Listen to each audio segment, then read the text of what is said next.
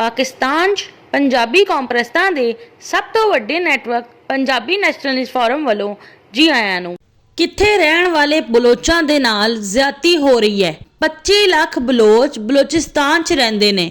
ਬਲੋਚਿਸਤਾਨ ਦੀ ਆਬਾਦੀ 1 ਕਰੋੜ 25 ਲੱਖ ਹੈ ਤੇ ਬਲੋਚਿਸਤਾਨ ਦੇ ਅਸਲ ਬਾਸ਼ਿੰਦੇ ਬਰਾਹਵੀ ਦੀ ਜ਼ਮੀਨ ਤੇ ਬਲੋਚ ਕਾਬਜ਼ ਨੇ।